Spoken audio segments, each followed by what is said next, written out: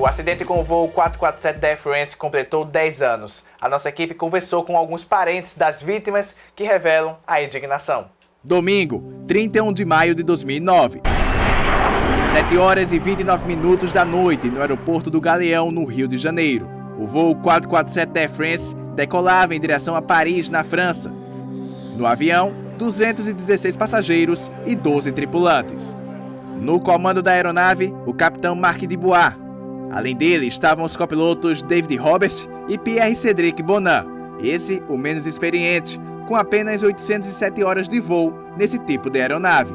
No momento da decolagem, estavam na cabine o capitão Dubois e o primeiro oficial Bonin. Para adquirir mais tempo de voo, Bonin era quem estava pilotando o Airbus naquele dia. O Airbus A330 deveria ter chegado à capital francesa às 11 horas e 9 minutos da manhã, do dia 1º de junho de 2009, mas isso nunca aconteceu. 3 horas e 6 minutos após a decolagem, a aeronave desapareceu dos radares. 40 minutos após a decolagem, mensagens automáticas foram enviadas pelo sistema da aeronave. Os avisos indicavam problemas elétricos e perca da pressurização da cabine. Num certo ponto da rota, o voo 447 atravessava uma tempestade. Diferentemente dos demais voos que passavam pela região, a tripulação não alterou a rota. Essa é uma prática comum de segurança para evitar o pior da tempestade. O Bonin, ele era o cara que estava com mais preocupação de entrar naquela tempestade. Isso tem gravação da Caixa Preta, ele já vinha conversando com o comandante, demonstrando essa preocupação, né, de estar indo para aquela tempestade. O avião deixou a área de cobertura do Centro de Controle Aéreo Atlântico às 10h48 da noite, horário de Brasília. A aeronave deveria reaparecer nos radares do Senegal por volta da 00h20, mas isso não aconteceu. No dia 1º de junho, a Air France confirma o desaparecimento da aeronave. Bom, a Air France lamenta informar que se encontra sem notícias do voo Air France 447, que efetuava a ligação entre Rio de Janeiro e Paris, Charles de Gaulle, com chegada prevista hoje de manhã, às 11h45 da manhã, hora local. Nos aeroportos do Rio de Janeiro e Paris, parentes buscavam por informações. No dia seguinte, a notícia. O voo 447 da Air France caiu no Oceano Atlântico. Não havia sobreviventes.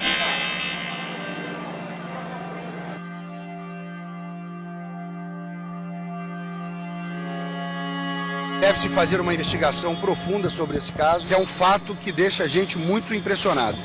Não é? Como uma aeronave desse porte, não é? Acontece isso. Dentre os passageiros estava o cientista político Ronald Dreyer. Ele trabalhava no Ministério de Relações Exteriores da Suíça e em missões de paz da ONU. Alexandra, namorada de Ronald, conta os últimos momentos que viveu ao lado dele antes do embarque. Eu tinha me despedido dele na noite anterior, eu sabia o horário do voo dele, e no dia seguinte tinha um ritual para vestir a minha filha para a escola. E eu estava vestindo ela, eu sempre ligava a televisão num desenho animado, mas era canal fechado. E nesse dia, não sei porquê, porque eu não tinha o hábito de fazer isso, eu abria no canal aberto. E aí eles cortaram o programa e anunciaram o desastre. Essa morte, essa perda pontuou muito o que eu sou, muito o que eu penso, muito do que eu tinha de romântico em relação ao ser humano e que eu não tenho. Mesmo na associação, mesmo das pessoas que a gente foi conhecendo, que perderam pessoas, algumas pessoas estavam quase que foi uma satisfação ter perdido. Teve gente que correu em advogado, que estava fazendo processo de divórcio e foi lá para suspender, né? Porque tudo no final, as conversas descambam em dinheiro, as companhias se importam com dinheiro, existe uma grande maldade, insensibilidade. A gente está numa época de insensibilidade, né? 154 dos 228 corpos foram resgatados do mar. Um dos primeiros foi o da Adriana, irmã do Martin. Não senti na voz dela nenhum tipo de... Assim, não estava muito animada para viajar. Normalmente ela gostava de viajar, enfim. Ela nunca teve problema com isso. Nesse dia, ela estava muito, assim, reflexiva, né? Um pouco diferente do normal. Isso me chamou muita atenção na ocasião. realmente a gente percebe assim que ela teve algum tipo de premonição de que alguma coisa errada poderia acontecer. Foi muito claro isso para mim.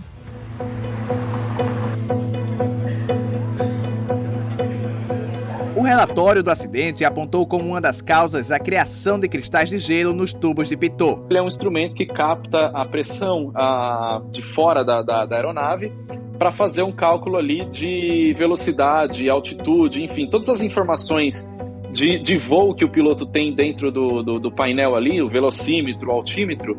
Essas informações vêm do tubo de pitot. Ele tem um orifício bem na frente, um buraquinho ali, que esse vento, né, esse ar, ele entra, e aí por diferença de pressão ali nessa tomada estática, por diferença de pressão, pressão dinâmica, enfim, uma série de parâmetros, ele manda essa informação para o altímetro, ele manda essa informação para o velocímetro. Dentro daquela tempestade, era uma coisa muito densa, com uma formação muito forte, começou a formar pequenos cristais de gelo que foi entupindo esse tubo de pitot.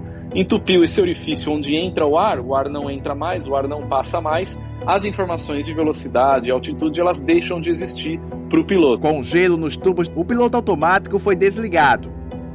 Nesse momento, estavam no comando da aeronave os primeiros oficiais David Robert e Pierre Bonin. O comandante Marc Dubois estava descansando em uma sala reservada. O piloto automático depende das informações dos tubos de pitot para poder funcionar com precisão. Como ele deixa de funcionar com precisão, ele deixa de receber a informação do jeito que tem que ser, ele desarma, né? E aí o avião passa a estar na mão dos pilotos. Ele praticamente começou a entrar em desespero ali, ali naquele comando. Então ele começou a querer comandar o avião de qualquer forma, mas mesmo meio que sem saber o que estava acontecendo, meio que sem saber o que ele estava fazendo ali. Tanto é que se você olha o gráfico ali, né, do que foi registrado pela caixa preta, mostra uma movimentação de comando muito brusca, sendo que não poderia ter sido feito um comando tão brusco naquela situação. Ao mesmo tempo, o comandante estava tentando manter o avião com pouca movimentação, ele estava tentando manter o avião mais reto e nivelado, mas até então o side stick do piloto e o do copiloto, eles eram independentes. Então se o piloto não mexe, mas o copiloto mexe, o avião ele vai responder a esses comandos. Então passou a ser uma briga entre o side stick do copiloto mexendo freneticamente e o side stick do piloto praticamente parado, tentando manter o voo reto e nivelado, um não sabendo o que o outro estava fazendo.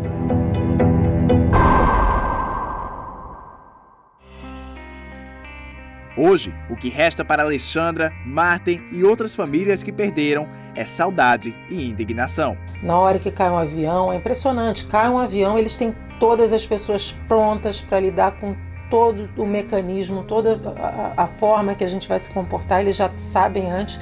Eles têm aqueles famosos gestores de crise, que são essas pessoas horríveis que vão lá. Que pena, porque eu perdi uma pessoa que era envolvida em causas humanitárias, era uma pessoa que se importava, era uma pessoa que com certeza faz falta para o mundo. Esse acidente poderia ter sido evitado e de que forma?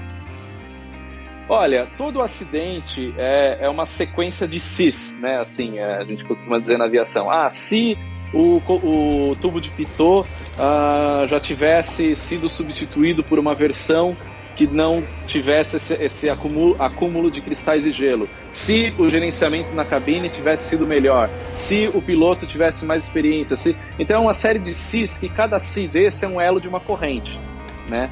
Então assim, o acidente poderia ter sido evitado? Todo acidente poderia ter sido evitado se você começa a pensar nele lá no começo.